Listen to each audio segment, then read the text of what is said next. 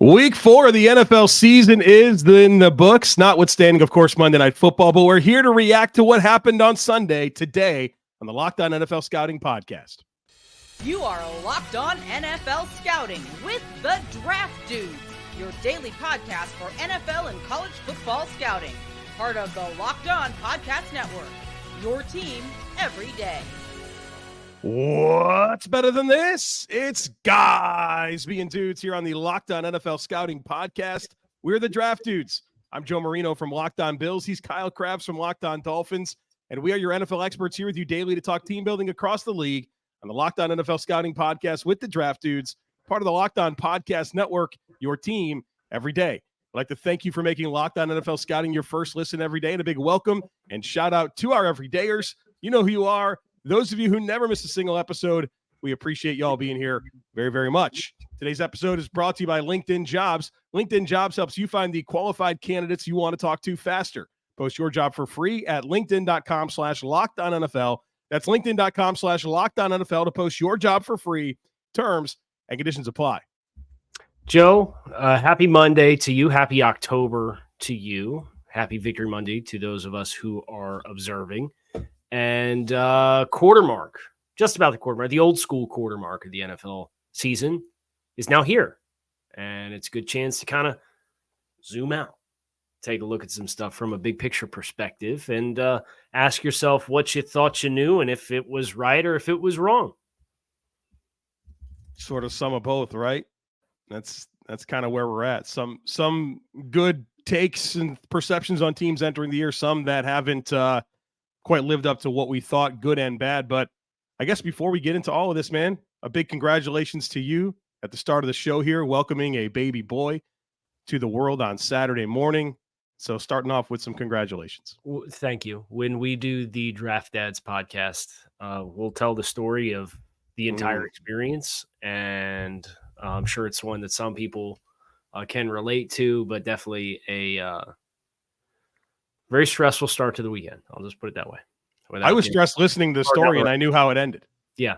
I'm sitting there FaceTiming you. You're going through this with me, and I was on the edge of my seat, biting my fingernails. Yeah, it was an unideal start to the delivery process. Very, I'm trying to think of a good football analogy. It was, I don't know. There were a lot of blowout games on this weekend slate, so they don't have like a game that you could point to be like the ending of that game kind of felt like what it was like. Because a lot of these games got off the rails, but yeah, had a chance to watch college football from the hospital, the postpartum, and I was home last night with my daughter and kind of got the house prepped for come home. And when we're done here, I'm going to go pick up my wife and bring her and my son home and do that whole thing. So I can only imagine what that's like. The whole family there, mom and baby are healthy. I think yes, everybody's good. Everybody should know here. Crazy story, but everyone's good. So we have AFC results, NFC results, thought or not. And thought or not is an idea that I had while I was up at 3 a.m. with a baby, thinking about how we would best be presented to kind of make sure we keep this show fresh. So I'm going to present Joe with some thoughts or statements based off of games that happened. And Joe's going to say, yeah, that's a legit thought, or it's not a legit thought. So from an AFC standpoint, you had the Chiefs last night winning against the Jets 23-20. A lot of controversy at the end of the game, whether or not Sauce Gardner had defensive holding, which on the lexicon of all of the Sauce Gardner defensive holdings, I think it was pretty light, right? Yeah. I mean, he's held a lot more and not got called for it than in contrast to that one. Right. You had the Chargers nearly charging again. They beat the Raiders by a final score of 24-17. How about that throw? How about the 3rd and 10 throw to Palmer? Yeah. Justin Herbert's a warrior out there with that whole apparatus on his hand and still being able to sling the ball around. The Titans walloped the Bengals 27-3. Good job, Tennessee. Good win. Good win. Good win, Tennessee. The Houston Texans walloped The Steelers. Kyle, we were silly on that one, man. 30-6. We were silly on that one. We knew Houston had the stuff. The Ravens walloped the Browns 28-3. I was thinking Watson was going to play, man. Well, and it was that way until like an hour before the game. It was like, never mind. We're going to pull the rug out. He's not going to play. Like Carr plays, Bryce Young plays. Watson was like the least concerned about playing. Well, play. So I know he didn't throw all week. And then I felt like he was going to play. The Bills walloped the Dolphins 48-20. Go ahead. You've been offering a comment after each game. You can offer a comment here. Big win for the Bills. Played good defense. Josh Allen played great. And then your overlap is the Patriots got walloped. The Broncos had a big comeback win. The Colts had a big comeback fall short. And Jacksonville just smothered the Falcons as kind of your interconference. Just a full recap of all the AFC teams. Where you want to start? That's a nice recap, but this Houston Pittsburgh game. 30-6. CJ Stroud is amongst the passing leaders for yet another week. 16 of 30 for 306, 2 touchdowns, passer rating of 111.2. With a skeleton crew of what their offensive line is supposed to look like. This is really not good for Pittsburgh, I would say. I have major concern. Pittsburgh's defense was supposed to be the backbone. Offensively, you knew there were question marks on the offense from a coaching staff perspective. Kenny Pickett has not taken a step forward right now. But 30 points for Houston against Pittsburgh is where the alarms start going off for me. And I look at Pittsburgh and I'm like, man, y'all got to figure out some stuff. But we were concerned about the back end coming into the season. I mean, the game was 16-6 going into the fourth quarter. And then Houston scores 14 unanswered in the fourth quarter to really cement the game. Pickett gets hurt in this game. I feel like Pickett just has no idea what to do when there's any pressure. I mean, I don't feel like there's any answers. No. So I think you have bad scheme, but also how do you even blame Pickett, right? How do you even put it back on him? I can't even do it. I can't even, like, in good faith, say it. He's not being helped at all. Jalen Warren with a fumble in this game.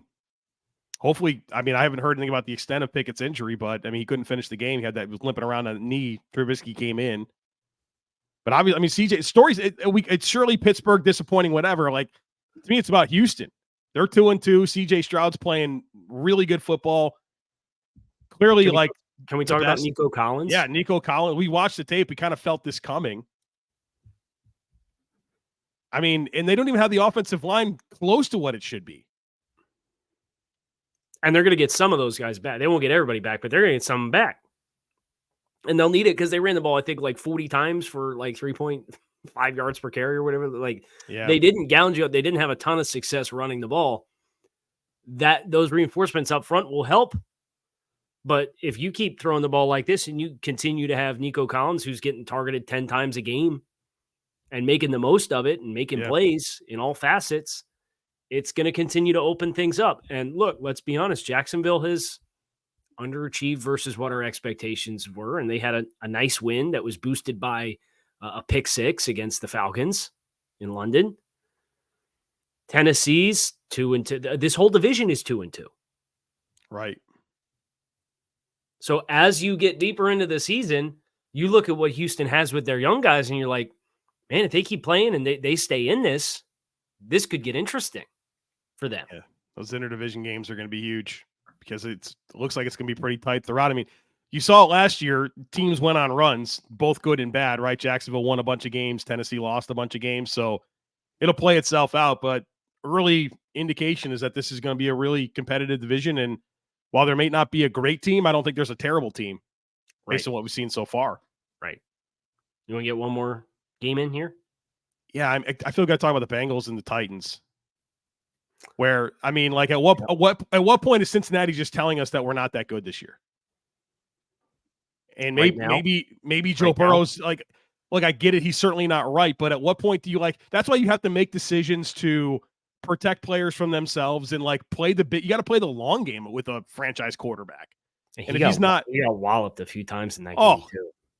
Big hits, man. And like let's give credit to Tennessee. They were able to be efficient on offense. Derrick Henry certainly highlight real plays in this one. Good pressure on the quarterback. They won by 24 points. And so like they get credit here, but I mean, the Bengals are just completely, to me, they're right out of this conversation when it comes to contending in the AFC. A lot of season left, 1-3. They were 2 games below 500 last year and certainly put it all together. But I question the health of Joe Burrow, how he's being handled. Jamar Chase is getting real loud right now. Doesn't seem healthy there right now. Always bleeping open.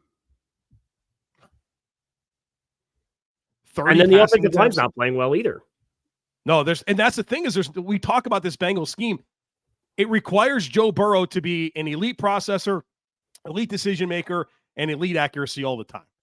And there's nothing in their bag to lean into that they can go to when Joe's not on his game.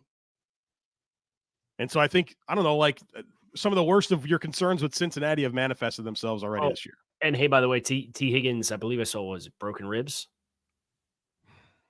Gonna miss some time. Rains and pours, right? All right, we're gonna talk about the NFC side of things here in just a moment. But first, need to tell you about LinkedIn. These days, every new potential hire can feel like a high-stakes wager for your small business. You want to be 100% certain that you have access to the best qualified candidates available. That's why you have to check out LinkedIn Jobs. LinkedIn Jobs helps you find the right people for your team faster and for free. And folks, it's so easy to create a free job post over at LinkedIn Jobs. And then once you do, add your job in the purple hashtag hiring frame to your LinkedIn profile to spread the word that you're hiring. Simple tools like screening questions make it easy to focus on candidates with just the right skills and experience so you can quickly prioritize who you'd like to interview and hire. That's why small businesses rate LinkedIn Jobs #1 in delivering quality hires versus leading competitors. LinkedIn Jobs helps you find the qualified candidates you want to talk to faster. Post your job for free at linkedin.com/LockedOnNFL. That's linkedin.com/LockedOnNFL to post your job for free. Terms and conditions apply. On the NFC side of things, of course, you had Detroit go into Lambeau and win by 2 touchdowns on Thursday Night Football. The Minnesota Vikings came to the Queen City and won 21-13 in a battle of beatings to push the Panthers to 0-4 to start the season. 2 nice, goofy defensive touchdowns in that one, right? Yeah, you're already seeing the calls for a complete reset out of Panthers fans. 4 games in with a new head coach. So, yeah, I think they icy. It's one of those deals where they saw Matt Rule and kind of the early signals that it was not going to be good, and Frank Reich gets no benefit of the doubt. Sure. The Eagles eke out an overtime win against the Commanders. Winning close games this year, probably right? Closer than it should have been. Honestly. Washington fought back, give them credit, and Eagles keep winning close ones, right? Yep. And they've had a heart attack inducing game just about every time out. 3 out of 4. Yeah. They kind of pulled away from Tampa last Monday.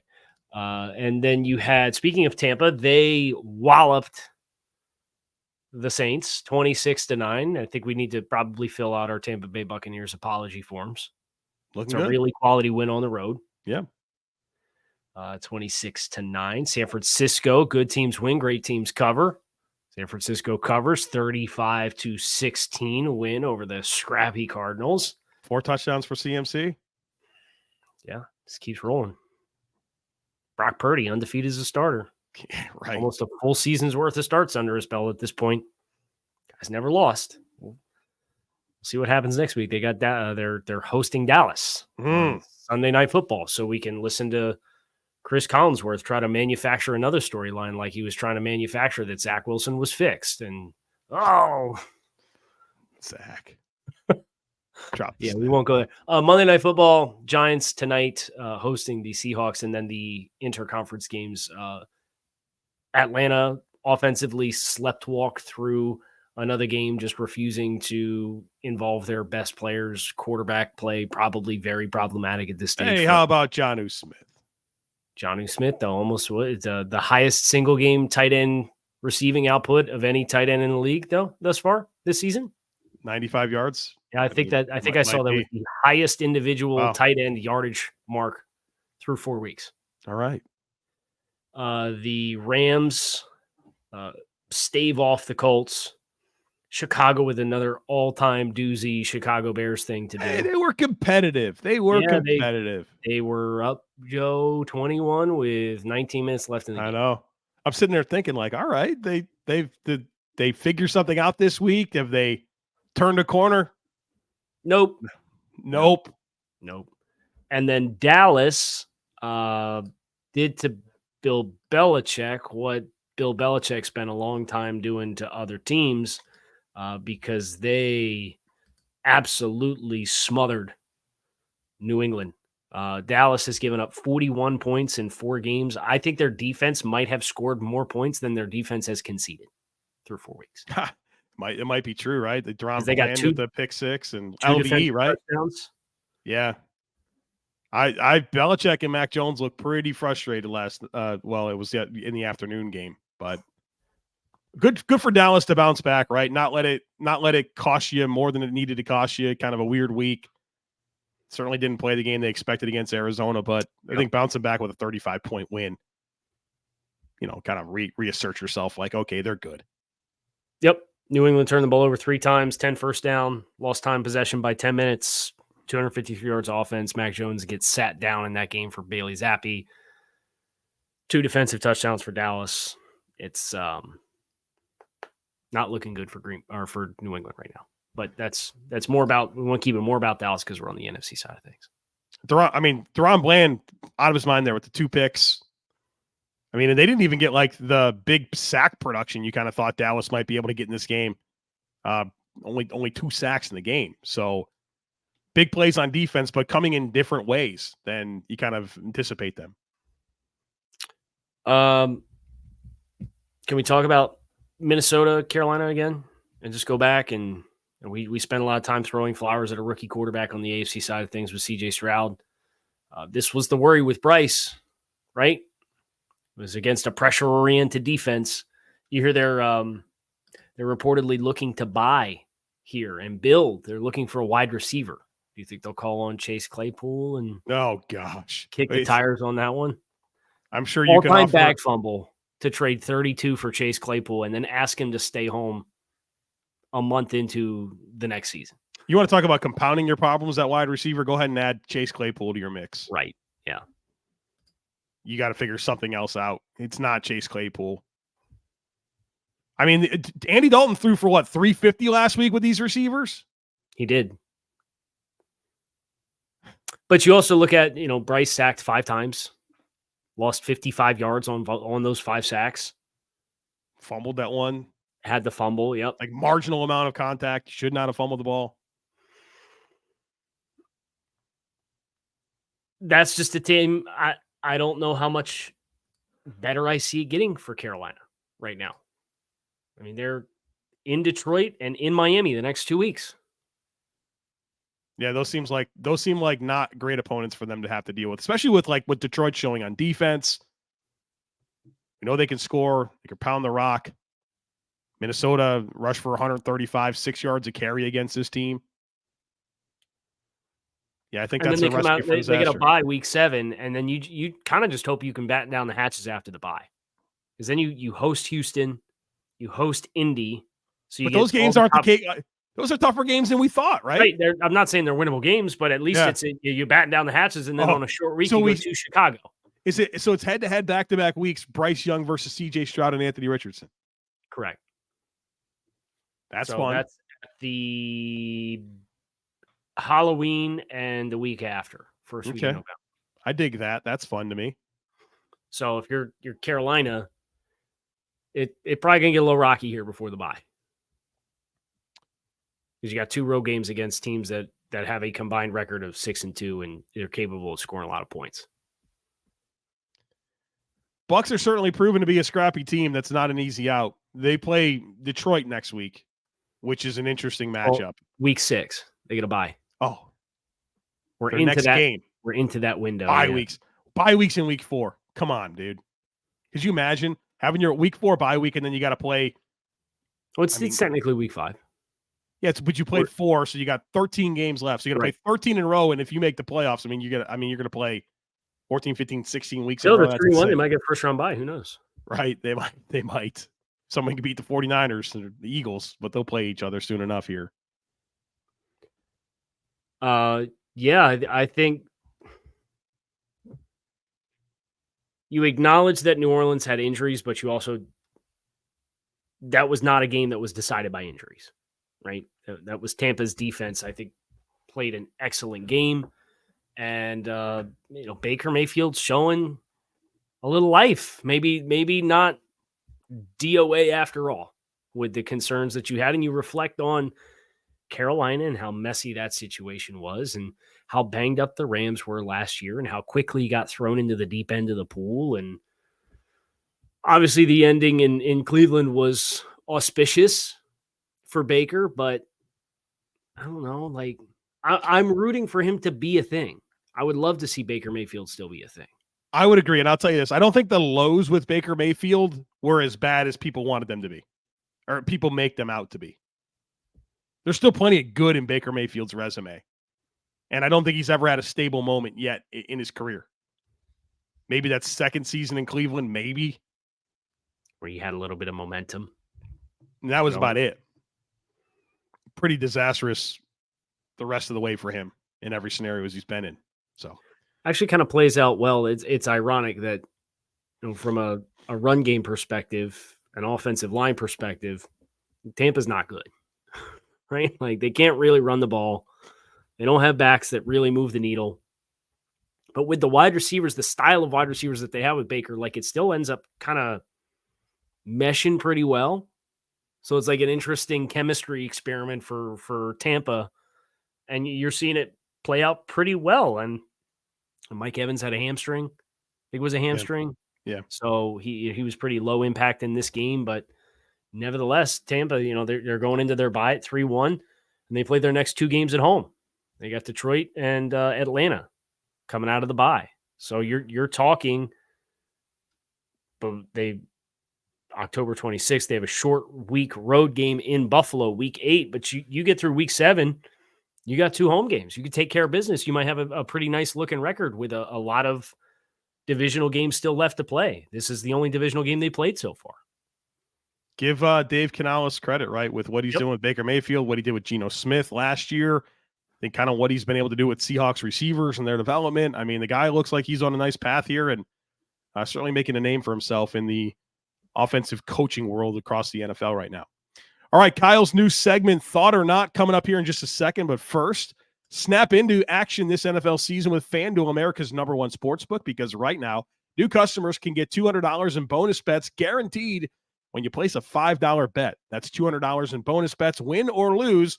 So if you've been thinking about joining FanDuel, there's simply no better time to get in on the action.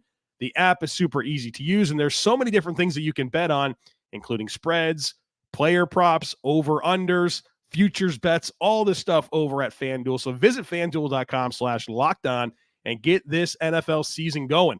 FanDuel, official partner of the NFL. Go back to the AFC. My first thought is that the Pittsburgh Steelers will not have 3 wins before November. So they have 2. So they need 2. They need 1 more, and their games are Ravens at home, bye week 6, at Rams, and then against the Jaguars. And then they play Thursday. Their week 9 home game against the Titans is November 2nd. So they have 3 games left in October. Hosting Baltimore, at LA Rams, West Coast trip, and hosting Jacksonville. So the thought is Pittsburgh's going to come into November with 2 wins. You might have a thought there, Kyle. I mean, why would I give Pittsburgh any benefit of the doubt? Because they're 2-2. Doesn't feel like it. I mean, they beat the Browns with the courtesy of 2 defensive touchdowns, and they beat the Raiders, who are not a good football team. We're not competitive against Houston and San Francisco. I think I would say, I don't know, can they beat the Rams? Well, what's the common denominator in the blowout losses to the 49ers and Texans? Shanahan offense. Well, here's Sean McVay for you. So they got a little problem there. And I don't see the Ravens going well. Maybe they could beat the Jaguars. I think you got a thought. My next thought.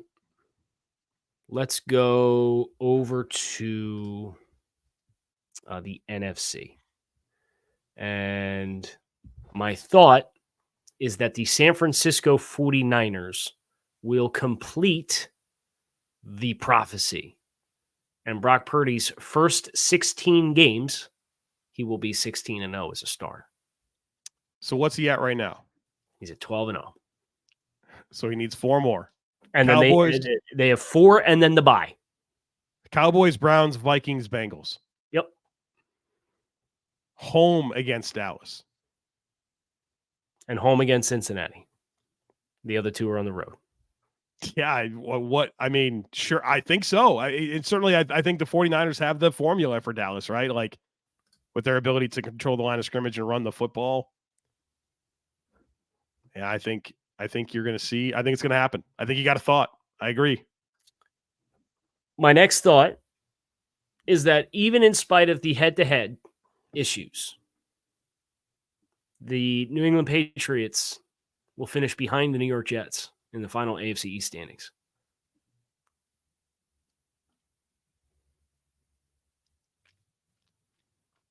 Oh, man, that's tough, Kyle. Zach Wilson played a lot better against Kansas City. It was competent quarterback play. Chris Collinsworth would tell you that Zach Wilson would have beat any quarterback that was not Patrick Mahomes in all time with how well Zach Wilson played in about 30 minutes of that game, but digress. Oh, man, Kyle. I'm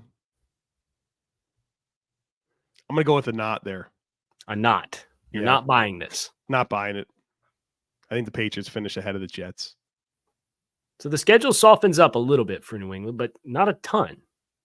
They're both 1-3, and New England has a head-to-head win. They host the Saints. It's a winnable game, right? Like it or not, New Orleans, offensively, it's just not clicked. Then they're at the Raiders. I think they can get both of those games. I think they could. Then And they're Bills, Dolphins, host the Commanders, and host the Colts before their bye. Yeah, I kind of feel like when the Patriots are playing lesser teams, or mediocre teams, I kind of like them. Their losses of this year come to the Eagles, Dolphins, and Cowboys. Man, they haven't scored more than 20 points in a game.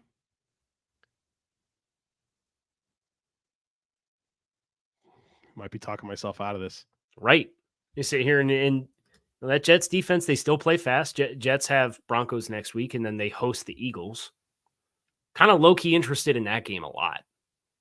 Because Philly's kind of stumble-bummed through some games. Yeah.